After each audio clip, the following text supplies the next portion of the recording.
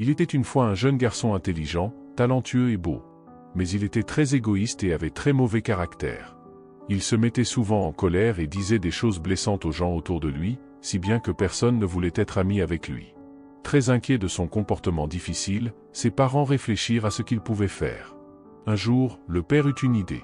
Il appela son fils et lui donna un marteau et un sac de clous.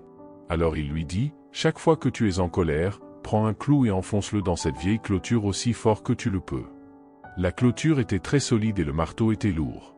Néanmoins, le garçon était si furieux que dès le premier jour, il avait planté 37 clous.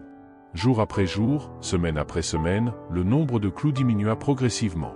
Malgré lui, il avait en effet découvert qu'il était plus facile et moins fatigant de se contrôler que de planter des clous. Il arriva un jour où le garçon ne planta plus aucun clou dans la barrière. Alors, il alla voir son père et il lui annonça que son travail était fini car, ce jour-là, il n'avait pas eu besoin de planter un seul clou. Maintenant, chaque fois que tu garderas ton calme toute la journée, tu retireras un clou de la barrière, dit le père. Le temps passa. Vint le jour où le garçon put dire à son père qu'il avait enlevé tous les clous. Le père conduisit son fils devant la barrière et lui dit, « Mon fils, tu t'es bien comporté, mais regarde tous les trous qu'il y a dans la barrière. Elle ne sera plus jamais comme avant. Tu sais, il en va de même lorsque tu te disputes avec quelqu'un ou que tu lui dis quelque chose de blessant, car tes paroles laissent des cicatrices dans leur cœur, comme ces trous dans la clôture. Souviens-toi bien que nous devons traiter tout le monde avec amour et respect, car peu importe le nombre de fois où tu t'excuseras, les cicatrices ne disparaîtront pas.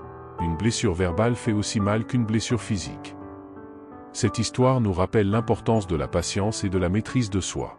Chaque mot dur que nous prononçons peut laisser une cicatrice permanente dans le cœur des autres. Tout comme les clous laissent des trous dans la barrière. Apprendre à contrôler notre colère et à réfléchir avant de parler peut nous aider à éviter de causer des blessures irréparables. Se pardonner et se réconcilier est parfois possible, mais les marques que laissent nos mots peuvent rester gravées à jamais.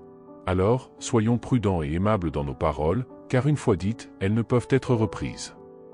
La pensée stoïcienne nous offre les outils pour cultiver la maîtrise de soi face aux défis de la vie.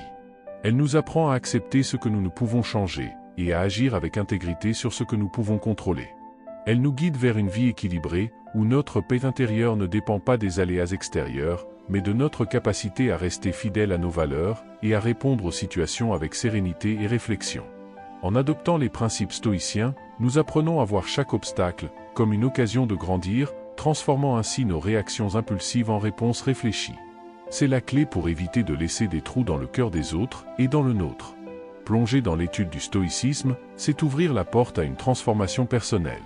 C'est partir à la découverte d'un bien-être durable.